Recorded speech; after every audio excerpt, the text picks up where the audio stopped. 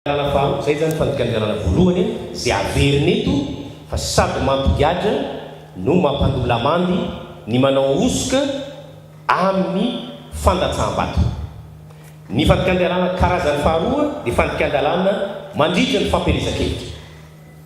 Io indray dia mamerina an'io zay eto androany satria tato ato dia somary niakatra ny maripana ny fampielezan-kevitra teto amintsika.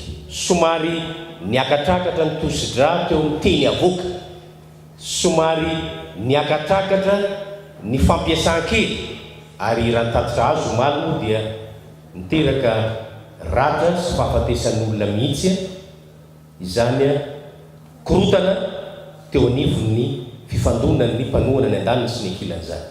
Efa mandray ndraiky ny moa ny fitsarana sy mitandro filaminana ankehitriny. Efa telo andro zay teto anivon'ny seni zay nanomboka ny voalohany ty herinandro tia dia namerimerina hatrany zay fepetry zay hoe misy ny lalàna, ka dia androany zany mamerina fanotelo ny seni fa tokony hiverin-dala antsika ny kandida ny tena voalohany indritra, ny mpanohana ny kandida hiverin-dalana anaraka sy anaja ny ara-dalàna mba hametraka ho ambony indrindra ny fifanajana, ametraka ho ambony indrindra ny fialana amin'izay hiteraka ny korotana sy anengelina ny filamina-bahoaka. Fa dia araka ny andiny ny fahavalambin'ny sy roanjato dia mitarika famaizana tranomaizina sy fandoavana lamandy ny fanaovana fandikan-dalàna mandritra ny fampielezan-kevitra. Inona avy izy ireo? Eo aloha zany ny fanaovana an'ireo teny mety mandratra fony fahalalam-baraka, mety hitarika korotana sy fanelingelenana ny filamina-bahoaka. Eo ihany koa ny fanaratsiana ny androm-panjakana sy ny manam-pahefana eto amin'ny tany sy ny firenena. Eo ihany koa ny fampiasana ny fitaovam-panjakana zay mety hitarika hatrany amin'ny fanafoanana ny vato azon'ilay kandida notoanana izany fitaovam-panjakana, mpiasa-panjakana, volam-panjakana, fahefam-panjakana mandritra ny fampielezan-kevitra izany.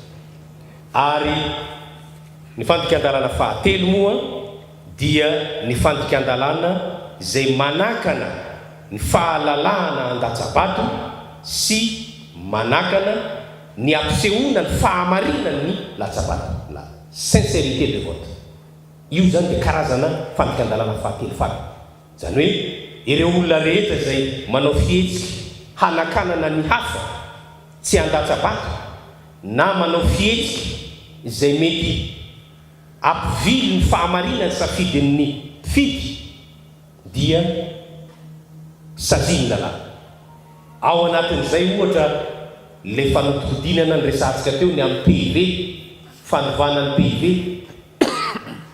fanodikodinana ny fanisambato, fibatana ny vata mangarahara makany amin'ny toeran-kafa, ny fivarotana sy ny fividianana vato, la vente et l'achat des votes, mampiditra tranomaizina ary mandovola indroa avoeniny ilay mividiananao na le namarotanao an'le vato ianao, ary tsy mahazo mifidy na milatsaka ho fidiana mandritra ny 5 ka hatramin'ny 10 taona.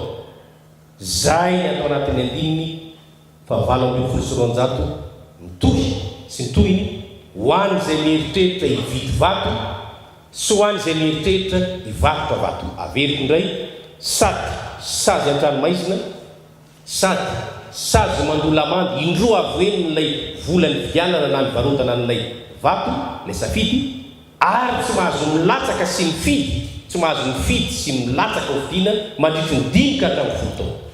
Zay olona tratra manao an'izany. Lalàna no ambarana eto, fa dia ozy tsika ahoana moa ny ahafantarana roe ny vidy vato sy anonana vato, fa dia iny moa dia anjara ny tsirairay.